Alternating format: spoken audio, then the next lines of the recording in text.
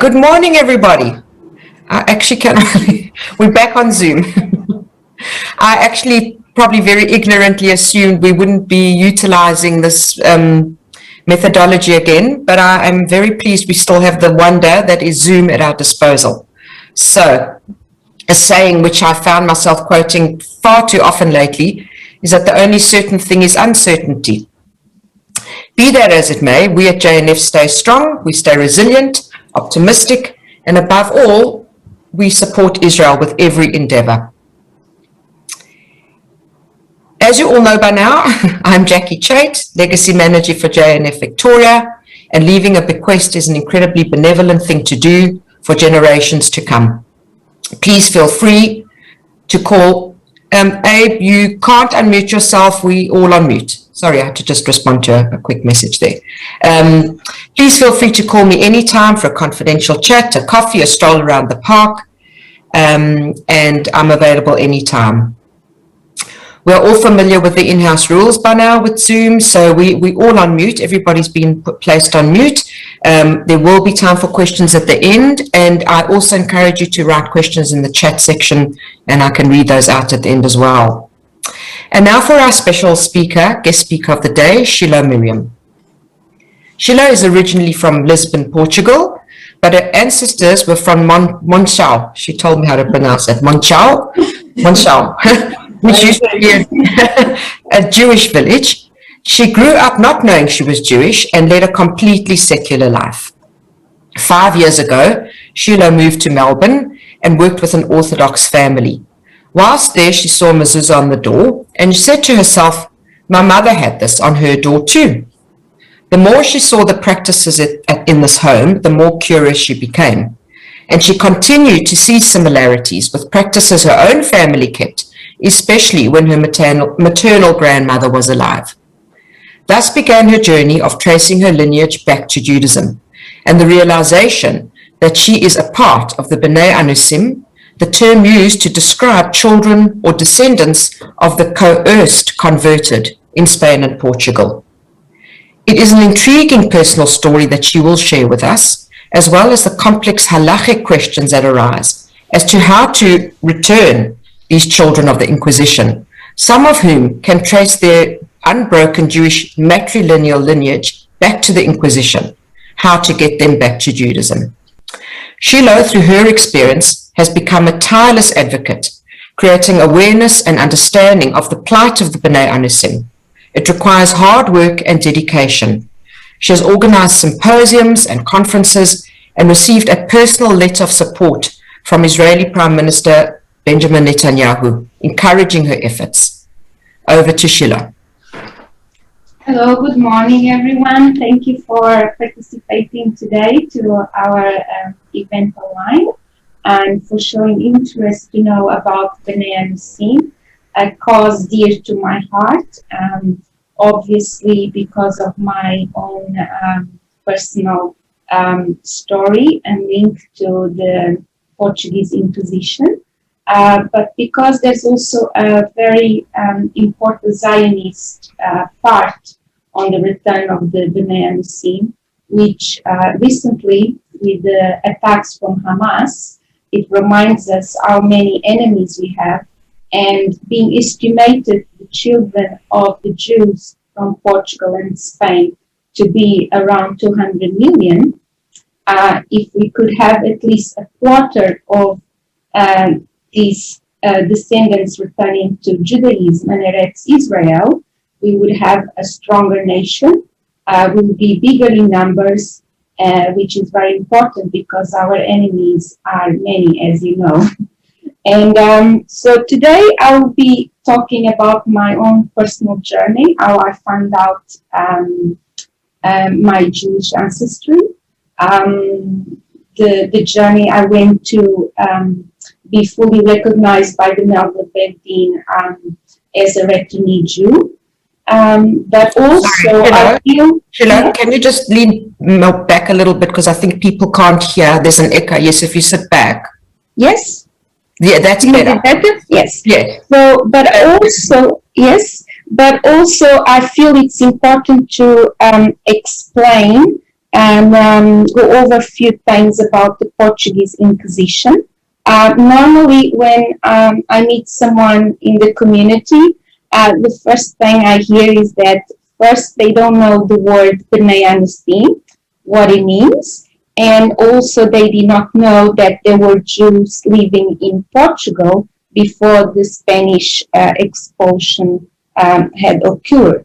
So I'm going to briefly speak about this, and in the end I will refer you to my YouTube channel if you want to see the symposium I organized in February, which has more in detail and in-depth information about the history, the anthropology, and the halakha. It was divided in 2 days.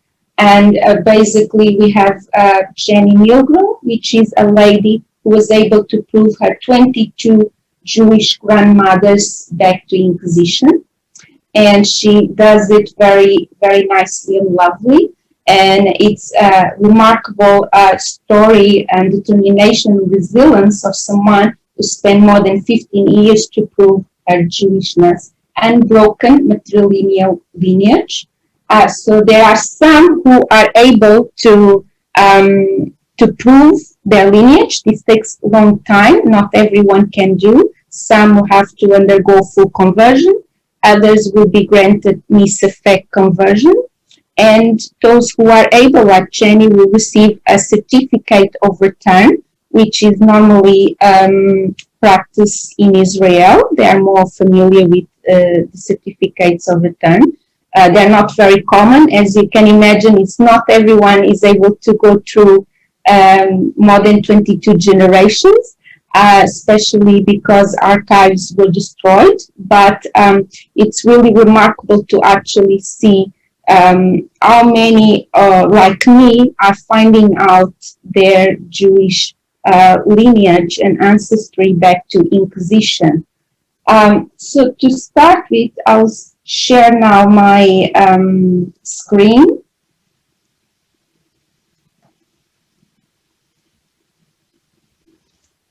Can everyone see the screen? Yeah? Well, so basically, to start with the word that we are normally known as Mahanus. Mahanu, it's a pejorative term that was used during the Inquisition for those Jews, conversos, or crypto-Jews, if you want to call it, who kept practicing Judaism hidden at home. And they would probably be tortured and murdered at stake by the inquisitors when they will be found by practicing Judaism. So this term is pejorative, and normally people refer to us as Marrano. And so the term that we prefer is Bnei Anusim, which in Hebrew literally means children of the coerced, converted. And it's a more respectful term, because basically calling Marrano means we're calling pigs to our ancestors. So, and unfortunately, for some reason that I don't know, still many people tell me surprised that they learn at school that we are Mahanos. So I just felt that it would be good to just make this note here, the difference between. And there's other terms that can be used, like conversive, new Christians, crypto Jews. They all refer to us. There was 250,000 in the 15th century of Sephardic Jews who were forcibly converted. And today their descendants are in millions, estimated 200 million, as I already said. To talk about the Portuguese Inquisition, it is important to say that The Portuguese Inquisition started in 1497, a few years after the Spanish expulsion, which was in 1492. And the Portuguese expulsion and the beginning of the persecution of the Jews in Portugal was quite distinct in many ways, and it had consequences much more worse than in Spain. The Spanish basically, when Ferdinand and Isabella expelled, the Jews could choose. Either they would convert and remain and keep their money and properties, or they would go away and just leave Spain. And as you know, the normal routes, many left for Morocco, Turkey, and other countries in North Europe. But the great majority went to the neighborhood Portugal. So Portugal has a history of having Jewish presence since the 6th century, even before King Solomon. And the Jews were very prominent in Portugal. They enjoy a great life with a lot of prosperity and respect. From the beginning of the creation of the country, King Afonso Henriques particularly distinguished the Jews to be responsible for most of the villages. So in most of the Portuguese villages at the beginning of the creation of the country, it would be common to see a synagogue and to have Jews in charge of the many aspects of the villages, financial and legal, and they were quite well received, and they enjoyed peace with their neighbors, Moorish and Christians. Towards the 13th and 14th century, start appearing some jealousy because the Jews were more prosperous, they lived in better neighborhoods, and they were granted special benefits from the Portuguese kings who enjoyed their contribution to their kingdom. So there was a distinct separation at this stage between the Christian neighborhoods and the Jewish neighborhoods, but the Jews were free to walk and leave any part of the country and to move around freely. Now, in 1947, King Manuel I had to marry the daughter of King Ferdinand and Queen Isabella. He was about to start a fight with the Moorish, a war, and he needed to strengthen alliances to keep his kingdom. And one of the conditions on the marriage contract that Princess Isabella demanded was that she would only marry if the King Manuel would expel literally all the Jews from the Kingdom of Portugal. And King Manuel had this crazy idea that he clearly did not want to get rid of the Jews. He appreciated the financial value of the Jews in Portugal, and so he did all his endeavors to keep the Jews in Portugal. So he pretty much decreed the expulsion, and the expulsion had many caveats because all the frontiers, as you can see here in the image, this is a notorious image of Spain, how the Jews were expelled violently from their homes and properties. And this is one of the main routes. There were several routes where they would come from Portugal through Seville, Castelo de Vide, and more up in the north, to go through to Portugal. And they were not received freely. The king demanded them to pay a huge amount of money, which most of the wealthy families, around 630 or 50, were granted automatically residency. And then the ones who had trades that were important for the war also were granted for free residence in Portugal. And many other families who could not afford to pay to enter in Portugal, they were made slaves.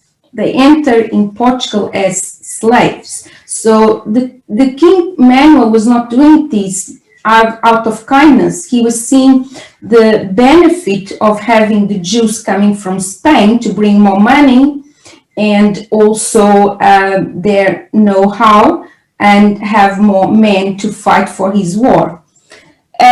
So many of these slaves, the children especially, were sent to Africa, to the lands of São Tomé e Príncipe and Cape Verde, which were completely horrible places to be, where the prisoners of the kingdom would be sent. And many of those children die by wild animals like crocodiles eating them alive. And it was a terrible situation that the Jews were in.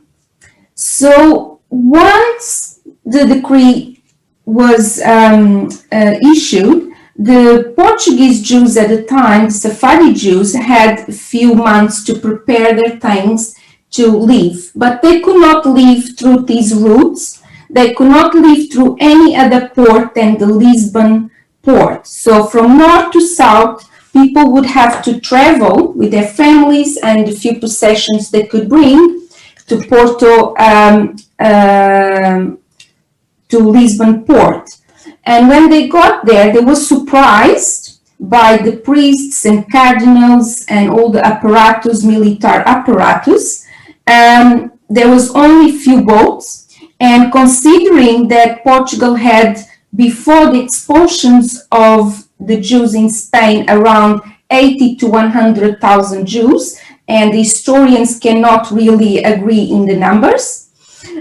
So it came with expulsion around 150,000 Jews. So let's say there was in Portugal at least 200,000 Jews. Only a small number of 5,000 could leave Portugal. And most of them were the very, very wealthy families who could bribe and make themselves to be in the boats to escape, again, to the same routes as a few years ago they could have left from Spain to Morocco or Turkey or Amsterdam. And the rest was totally trapped in Portugal. And they were taken to this place called the Estaus Palace, which is not far from the river, and no longer exists. This building burned in the big earthquake in Lisbon in the 17th century, if I'm not mistaken. And in this palace, many Jews, out of desperation, killed themselves and their children, because they did not want to become Catholics, and the rest was sprinkled water in their heads by the priests and given Christian names. So for instance, if a Jew was Moshe, he would now be called Manuel, and they would be forced to attend Mass 3 times a day, to go to confessions, to eat pork, and to completely abandon the Jewish faith, either they like it or not. And the Jews could not escape by sea or by land to Spain or any other lands. Even in the beginning of the discoveries in the 15th century, the famous discoveries, who, by the way, were the Jews who helped financially and with knowledge the Portuguese to discover other lands, very few Jews would be allowed to go on these discoveries, because still the Inquisition would hold them back in Portugal. And later on, they would follow with the inquisitors to lands in Angola, Mozambique, Cape Verde, São Tomé, and also Brazil, undercover inquisitors to find out those who traveled there and started to practice open Judaism, because any opportunity the crypto Jews, the banana scene had to escape Portugal and to be open Jews, they would do all they could to become what they were, Jews. So in terms of halacha, these conversions simply have no effect, and there are several rabbis like the Maimonides who talks extensively about the fact that the forced conversions has no effect whatsoever in halachic terms. So those who were forcibly converted, they remain Jews no matter what. And the way to survive this, the difference between the Portuguese crypto Jews and the Spanish crypto Jews is that King Emmanuel also granted a 37 years period of grace where no one could ask anyone's religion. And so during this time, the Portuguese Bnei Anusim start creating what their hidden society and hidden faith and the practices, how they would maintain their practices at home in the secrecy of the family. And very few villages in Portugal, they were able to remain until more than 500 years as a community, but majority, you couldn't trust anyone, and the Jewish people would report their own family. And so during that time, you could only trust your own inner circle, your own family, and you wouldn't divulge to anyone that you were still keeping Judaism. And they were so good doing that, that today many people like me struggle to prove their Jewish ancestry because it was so hidden. There was no cemeteries, there was no, let's say, kosher butchers, there was no synagogues, there was no Jewish neighborhoods anymore. Those Jewish neighborhoods were, in a way, made Christians, Catholics. So it's very common in the doors where the mezuzah is to see the converso mezuzot, which it was a mix of mezuzah with a cross. And that's when we know where the Jewish villages, how to identify them. Now, the orders in Africa, the few children and crypto Jews that survived in that harsh environment, there's quite some piece of history that I've researched, which I'm not going to talk too much today. It's not for today, maybe for another time. But there was several Jews who mixed with locals, and the descendants of these people in 1993, they did a celebration in honor of their ancestors. So there's in places like Saint Tomé and Cape Verde, descendants of the Bnei Anusim, mulattoes, mixed color, and they even restored their Jewish cemetery. So just to be sure that you understand why people hide for so many centuries, even after the Inquisition supposedly had been extinct, actually the Papal Inquisition still exists. They changed the name. The Inquisition stopped around the middle of 19th century officially. The last victim of the Inquisition that were murdered according to the Inquisition law, I was told by a rabbi, was in Spain in the beginning of the 20th century.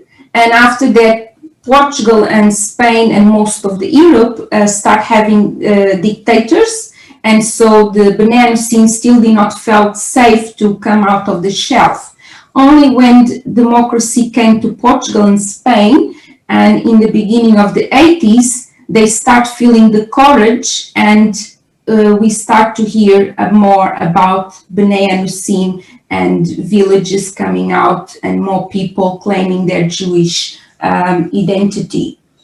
And the methods of the Inquisition were very cruel.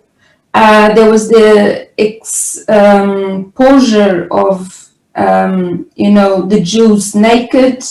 They would be considered heretics by changing clothes on Shabbat, lighting candles, the normal things that identify us in our culture. And they were so horrible that sometimes Jews would divorce under their own family. So it was very unpleasant. To say a little bit more about Portugal, if everyone can see my map, if Jackie, you can confirm you can see the map. So this is currently the Jewish heritage we have in the country, in Portugal.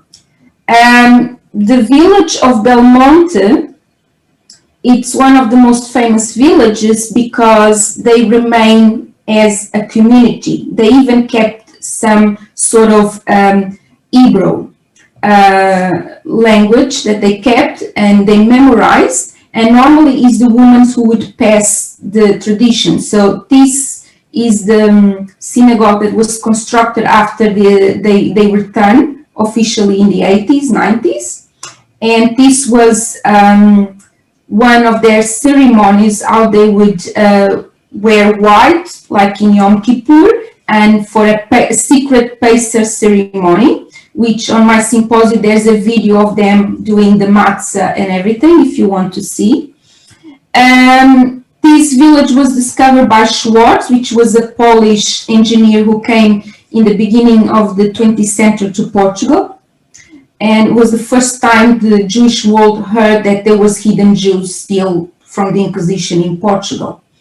And they are not very open. Even today, they're very secretive. They keep much to themselves, even if they have a Jewish community. It's not very easy when tourists come to spend some Shabbat. They're very secretive. And then we have in Bragança many other villages where people were able to keep a little bit more as a community, but not as strong as Belmonte. And these are unique in the world of the Anusim in Spain. They are unique villages where people were able to remain as a community. And there's a reason for that. The locations are very difficult to approach even today. And in those times, they would choose the high mountains because it would take months for an inquisitor to be able to approach these areas. So they were more easy to conceal their faith. These other points are points where there were found evidences of the mezuzot, with the Jewish cross, the converso cross on the doors, or remains of stones engraved with Jewish Hebrew at the time, with Ladino, or Tomar in particularly is the only place that has the old synagogue still intact, the only synagogue that did not escape the fire, and it had the 4 columns in memory of the 4 formadas, which is very traditional in Portugal to build the synagogues like that. And then we have Lisbon and Porto, which are communities that were started from scratch when the families of the expelled start coming in the 20th and the end of 19th century to Portugal. And even then, the synagogue of Lisbon, they could not build the main facade face to the street. So if you pass to the street, you would notice is a synagogue unless you come through the gate and you actually see the main facade as a synagogue. So the oppression of the Jewish identity was tremendous. People were trapped in the country in a situation they did not want it. And there was nothing they could do other than try to strive under the threat of that to keep as many traditions as they could orally and always through the woman. It was always the woman who would keep the traditions, and that's what happened as well in my family, which my grandmother still taught us some of the traditions, which is a blessing for me to be here today and to recognize that I had Jewish ancestry. It's a miracle. And so as you can see here in Monção, it's really close to Spain in Galicia. It's only separated the villages by a river. And the village has in the medieval neighborhood several the conversa crosses on the doors. So now coming back to my story, how did I find out that I have Jewish ancestry? And after I tell you all the traditions and the costumes that my family kept, you would think, but it's so obvious. How could you not know or even suspect you had Jewish ancestry? And again, because this is why I wanted to give you this brief introduction of the story and anthropology, because as you can see, until the 80s, 90s, everything was so hidden, you wouldn't really know anything about Jewish. I grew up already after we were in democracy, when we were not in dictatorship, but I never remember to actually see much about Jewish communities. It is mandatory in Portugal to go and visit during your years of study another religion. So I was lucky that I was taken from Lisbon to Belmonte. God was always trying to show me where I was coming from. So I've been in Belmonte when I was a teenager and completely oblivious. And I remember to see the explaining and, opening the scroll Torah, and it felt like they were singing, but I was too young to even comprehend or see anything. I just found that it was interesting.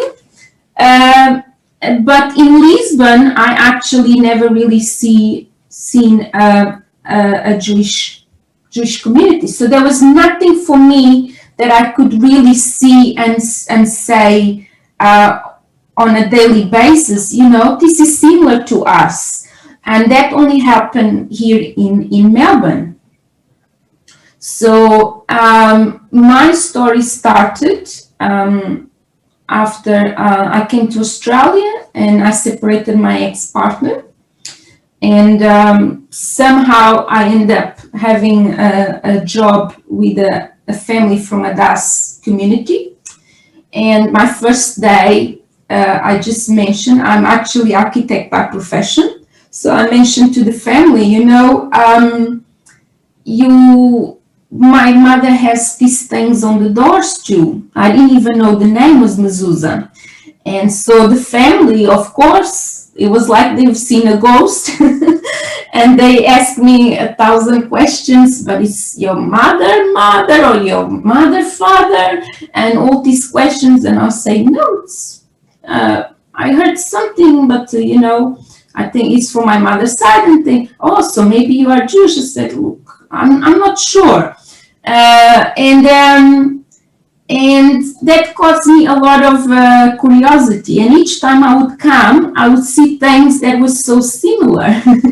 And like the lighting the candles. And I got so curious. I started making a lot of questions. And I see how they would watch the lettuce and remind how my mother would wash the lettuce against the light in the kitchen, checking if there was any bugs. And I never seen, apart from my family, anyone doing anything like that. So it became quite obvious. Then is when I really understood understood what many years before, in many ways, Hashem was trying to show me my Jewish ancestry. And so the first time I heard potentially my family could have some Jewish ancestry was by a cousin of mine from my mother's side. And that side of the family, they still have the Cohen surname.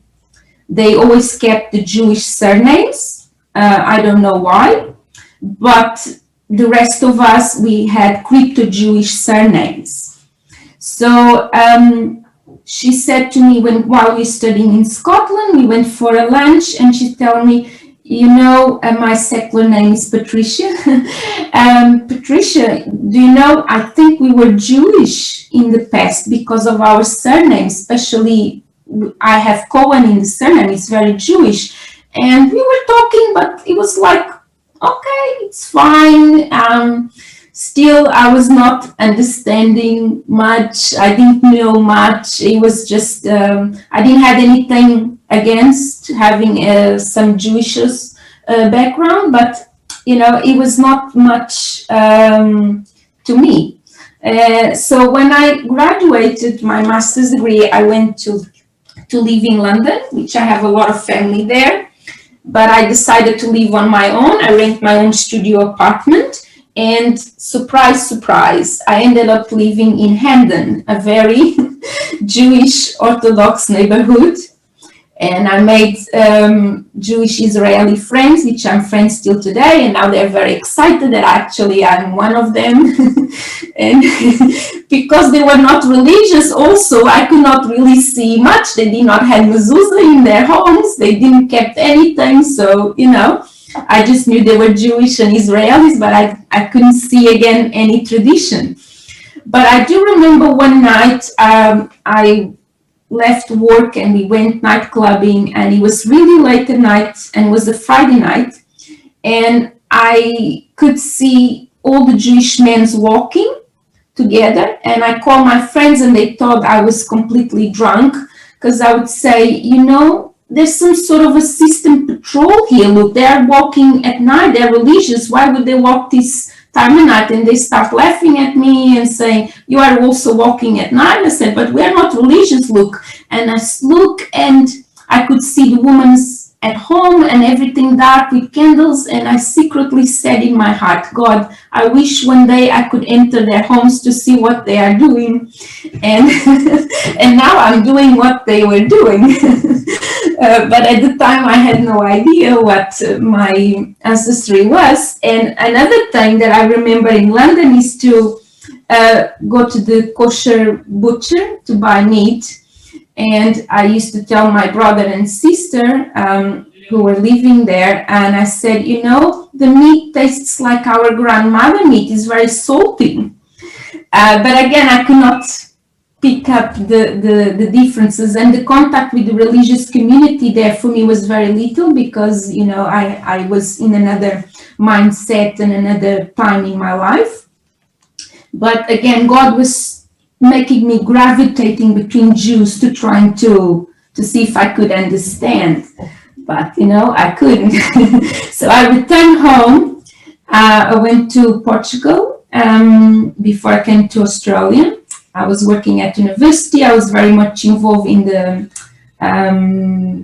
monarchist party. And a friend of mine, after he met me, like I would say like 10 minutes, he heard my surnames and everything, and he just looked at me, you know, you are Jewish. And I was like, wow, now everyone wants me to be Jewish. I never heard this before. First was my cousin, now it's you. I don't know. And he was like, he insisted, and he was the person who made the suggestion to the Portuguese politician to start the law of return. I ended up helping him getting signatures, so I was helping the law of return completely, still not fully understand that, you know, I really had Jewish ancestry. So God could not emphasize more, but I could not understand. So I came to Australia, and that's when again I bumped into my Jewish community.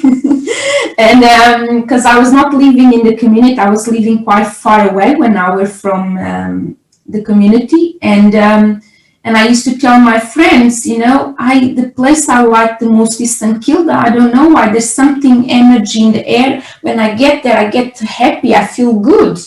So there's something in our neshama that draws us closest to our people somehow. And sometimes we cannot understand. But when I saw the mezuzah and I saw all of these, I started getting more and more intrigued until one day on my way home, I stopped at the bookshop called High Books, which was in Carlisle Street, and I was really scared. I didn't know for some reason if I could enter a Jewish shop, and was all these rabbis. I felt a bit intimidated, and then Rabbi Engel called me and said, "How can I help you?"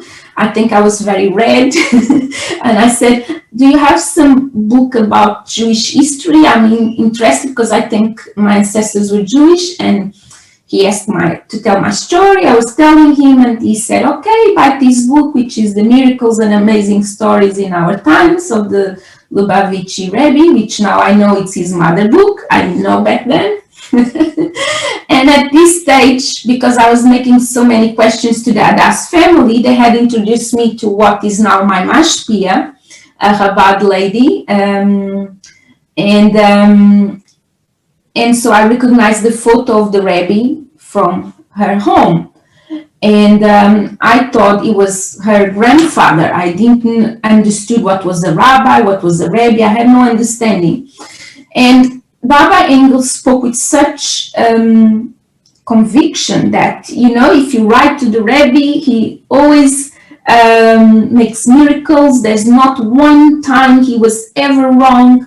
And I said, I need miracles. Life isn't been good recently, so I take the book. So I called my mashpia, which also is Miriam, and I said, "Miriam, I bought the book with the gentleman you have in the photographs in your walls. It's your grandfather." And he said, no, it's the Rebbe. Which shop you went? Anyway, tomorrow you come and we write a letter to the Rebbe. And still I had no idea the Rebbe was not even alive. I thought it was someone who was alive, So when I got home that same day, I looked at this cover and I looked to the Rebbe, and not really believing, kind of defying, I said, "Okay, talk to me." And when I opened was this story on the page 117, and the first paragraph, it says, "How much longer will you take you before you return to Judea?" And I just read the whole story. And as you can see, was the day that the Rebbe died, because I said, "Talk to me." So it was a way that Hashem was using to say, I'm talking to you now. How much longer will it take you to return to Judea? Because I tried to tell in Scotland, I send you to London in the Jewish neighborhood. In Portugal, your friend tried to tell you, still don't get it. How much longer will it take you? It was very, very clear. I never had an experience like this. I was very frightened and I couldn't sleep all night. And I started thinking about my cousin, my friend in Portugal. He also actually used to say, "You need to return to your people." So the whole time was really intense. The experience was so intense that I remember my grandmother to tell me, when Hashem comes to you and he talks to you and he tells you that you must do something, if you make a vow with God, you have to fulfill that vow in that time, that day, and that hour. And if God asks you to do something, you have to do it. So I kept thinking all night those words, and I just made the decision. And I was really scared because I had no understanding of Judaism, of the religion.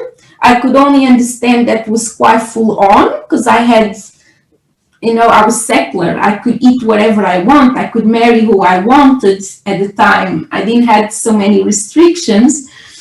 And suddenly I could see it was full on because, I was actually dealing with very Orthodox people. The Adas family and the lady from Chabad, and I could see they wear the wigs, and I had a problem with the wigs because my mother always wore wigs, which I'll go in a minute. And so I was thinking, now if I make the vow, I really have to do it. So I was really thinking seriously, but I said, okay, I'm going to do this. God is asking me, and I'm going to pray, and I'll see what happens. I'll go slowly at my pace, and if he's asking me to do it because I can achieve, so I made the decision, and I went to my mashpia home the next day, and she made me write a letter, open the book, and the message was the Lubavitch Rebbe was talking to me again as I was Jewish, because on this story here, this was the day of the Lubavitch Rebbe, and African-American person. On the day the Rebbe died, he sees the Rebbe face in his dream, telling him how much longer it will take to return to Judea. And so, cutting the story, he basically, after finding out his ancestry, he finds out that through he's black, he's Jewish, and he did not have to convert. So for me, if Rabbi Engel says the Rebbe is never wrong, and the message is, so it was clear the Rebbe was saying I was Jewish, right? And again, that second letter, he was talking to me like if I was Jewish. It was never a message to say you have to convert, or, it was just clearly like you're really Jewish.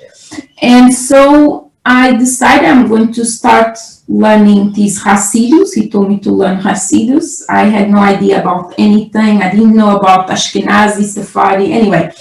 And that's when things became more intense, because there was not much knowledge about crypto Jews. People did not know there was a Portuguese Jewish community before the Spanish expulsion, that there was a Portuguese Inquisition. I faced a lot of difficulties and rejection. Obviously, through the centuries, Jewish people have been very persecuted. So there's always the concern to make sure people are sincere and genuine. But at the time, I didn't know anything. I just knew I was being rejected, and I could not understand why, if my ancestors were Jewish. It was very emotionally difficult journey. You go through this like a metamorphosis, but I don't regret anything. I'm very happy that I was persistent, and I started doing my family ancestry with a Sephardi rabbi who, after I started getting the first family ancestry, it was clear that, I didn't even know where my grandmother from my mother's side was from Monsang. I didn't know Monsang was a Jewish village. Actually, that rabbi, their ancestors escaped to Amsterdam and then went to the Americas, and they were actually from my ancestors' village. So that helped me a little bit. He was quite familiar with the converso story. And he was telling me, your ancestors were marrying between themselves. I was able to trace back 10 generations. I found one great-great-grandmother's surname Perez, very Jewish. And furthermore, I found one great-great-grandmother who was a note from the Catholic Church. All documents belong to the Catholic Church. And it said that the priest had fully interrogated her. And, when they say interrogation means fully, tortured. And that she still refused to say where her parents were, which means their parents were able to escape. And that they've done all the diligences and could never find his parents. So that became very clear that, I clearly come from Anusim background. I called the Torre do Tombo in Lisbon, which is the Inquisition archives, and I asked them about this document, and they said that this document is normal from the families, that the inquisitors for centuries keep checking on them because they knew somehow they were still keeping Jewish practices. So that's common to appear in certain documents of crypto-Jewish families, descendants of the Anusim. in Portugal. And so at this stage, I knew that all my family ancestry that I found, all the surnames were crypto-Jews. The predominant surname was Rodrigues, which if a male has Rodrigues, it means they were from the tribe of Levi and they were Cohen.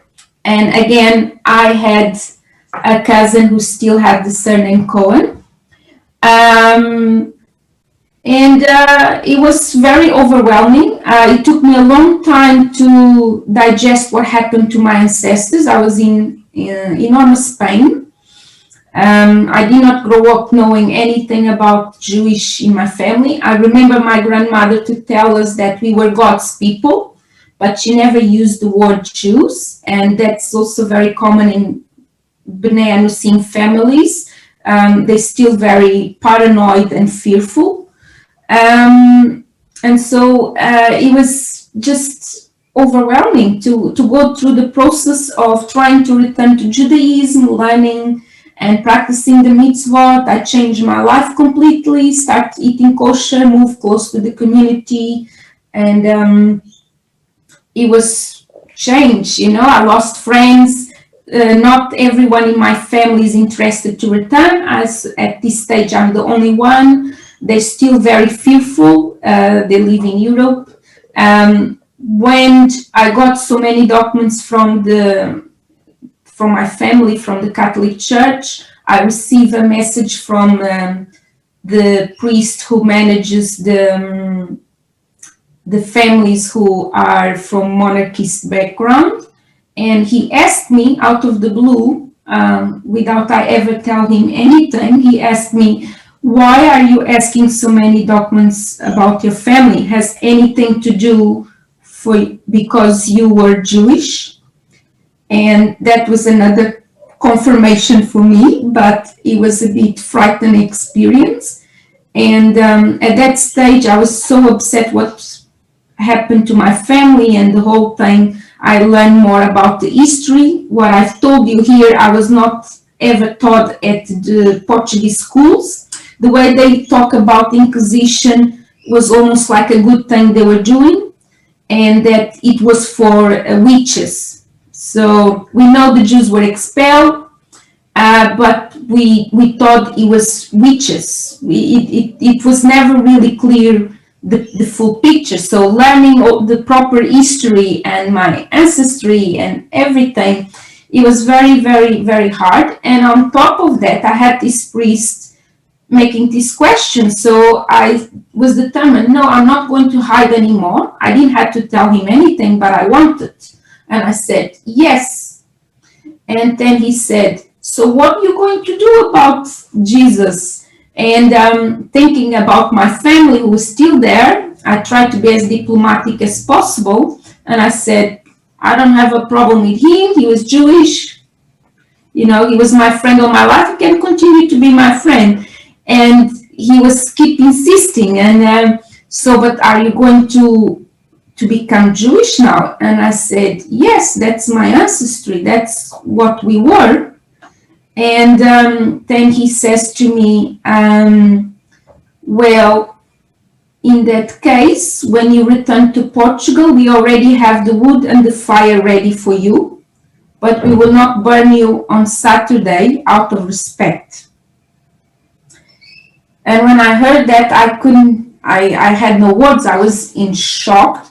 And he was telling like it was a black joke, but there is no joke here, There's jokes that you use jokes to tell truths.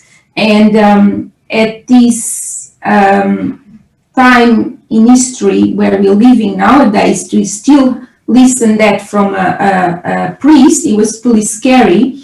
And I believe this is why my family is still not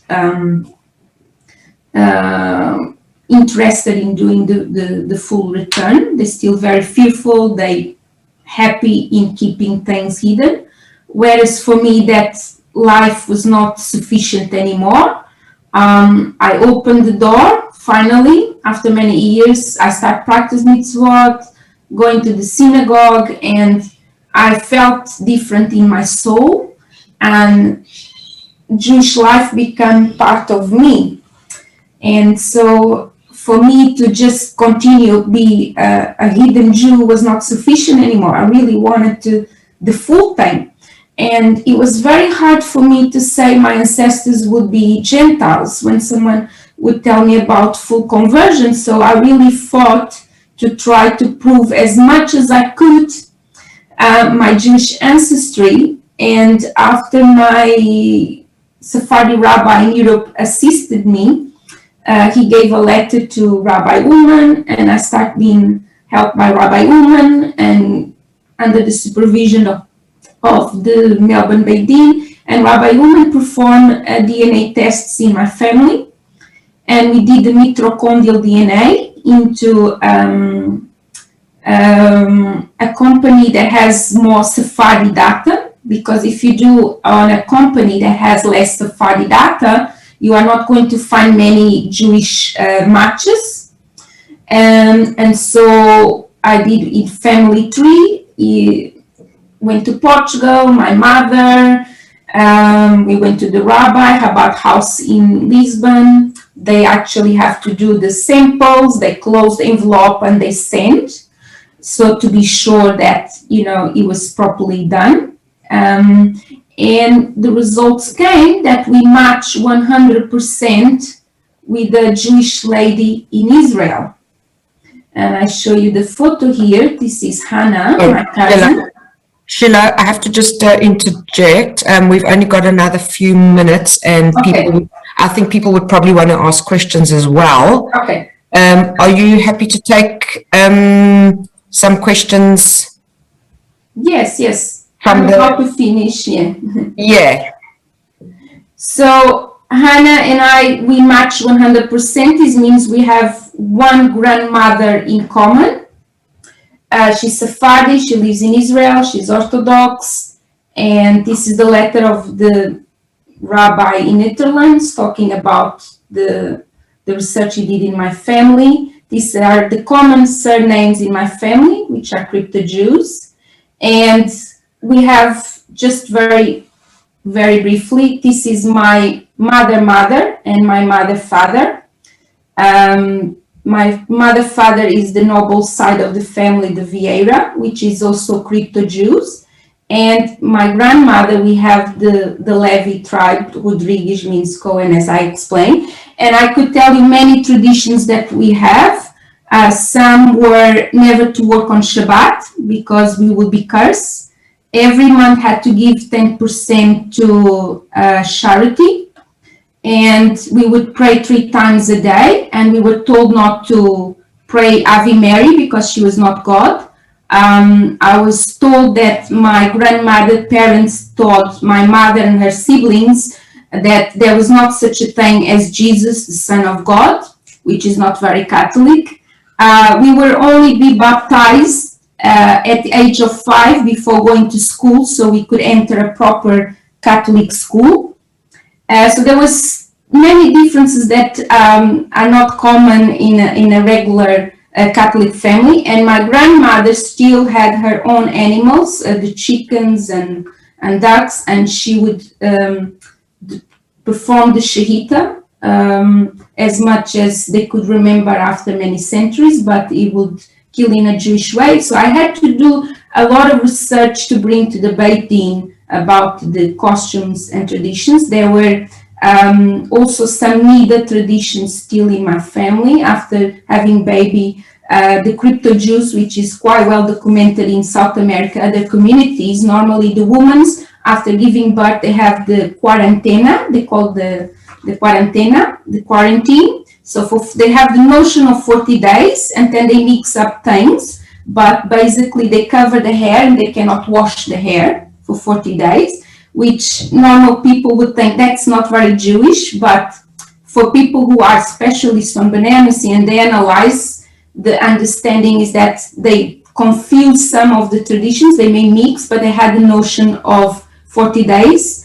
They wouldn't have intercourse during the menstruation of the woman. They would not touch, even if sleeping in the same bed. So there was a lot in my family, which indicates that in the past my ancestors must have been very, very religious. And so this is a bit of my story, and now I advocate for the Bnei Anusim and the local and the world Jewish communities, trying to bring awareness of this phenomenon, because there's too many Bnei Anusim like me trying to return. There's countries like in South America, they do not even do a full conversion if they want to return to Judaism. Those Bnei Anusim are a trap. They start practicing Judaism because they feel it, but they are discriminated, but they cannot even be officially Jewish. So it's a huge problem.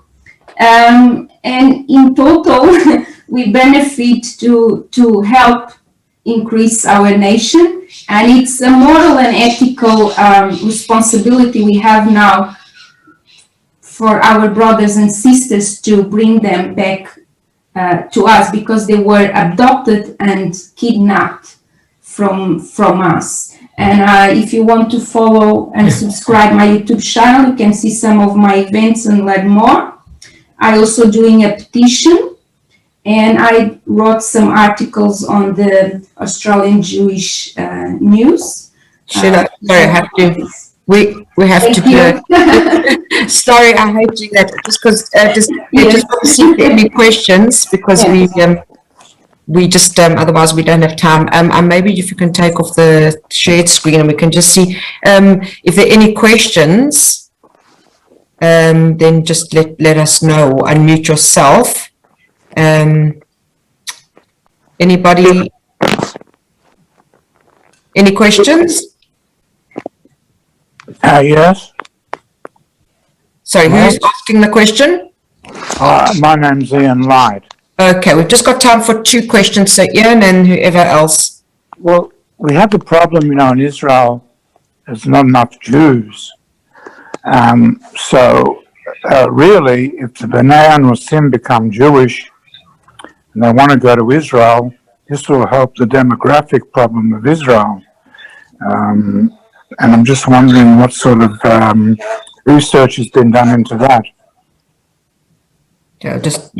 Yes, in relation to that, I can tell you that hello, Ian, thank you for your question. I just want to tell you, Ian, that is a very good question. And if you go on the YouTube channel, The Return of the Bnei Anusim, on my symposium, there was 2-day symposium. On day 2 was Alaha, where we focus on the current situation, the phenomenon, how we will respond to these Bnei Anusim. And the problem is very huge, because we have missionaries pretending to be Bnei Anusim to infiltrate and enter Israel, which is very unfair for the Bnei Anusim, who were firstly converted, so they have a Christian history.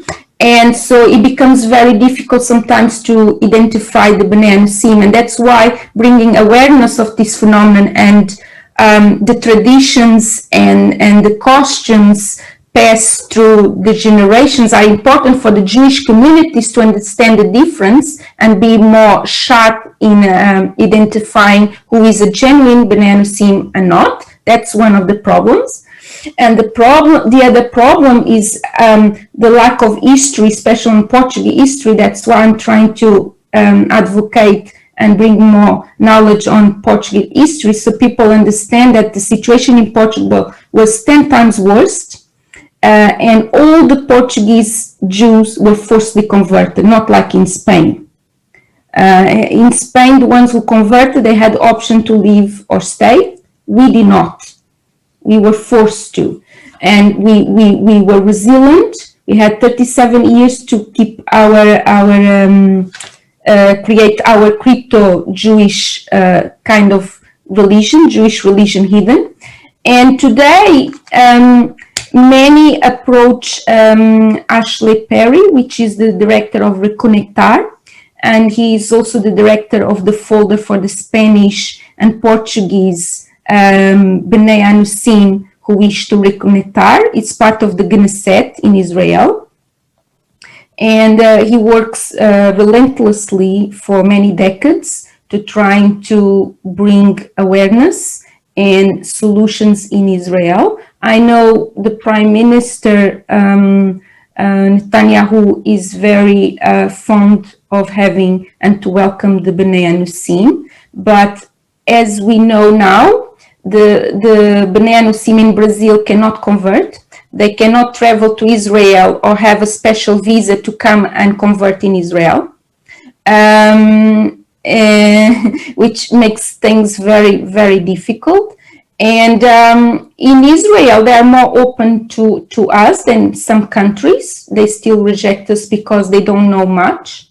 But there has been in the table propositions for special visa for the Bnei Anusim to be able to be more than 3 months in Israel to learn and to convert in Israel. And also to avoid many people at the moment, and I'm talking about malicious rabbis who take advantage of innocent people, converting them with conversions that are not orthodoxly accepted by the rabbinate.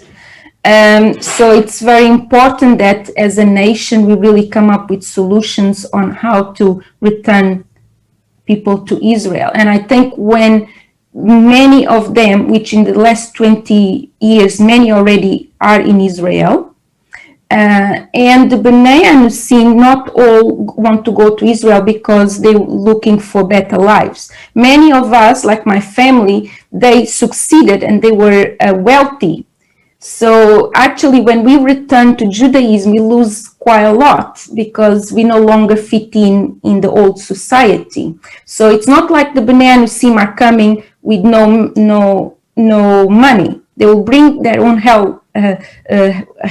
wealth, and also they will increase in numbers and will give us authority to claim more land for Israel, because at the moment. Sorry, Shiloh, I have to. Sorry, I have to interject again. I hope I answered the question. Yes. Yeah, thank you. It's Very so good. wonderful. You're so enthusiastic, and I know that people would love to listen, but we're out of time without.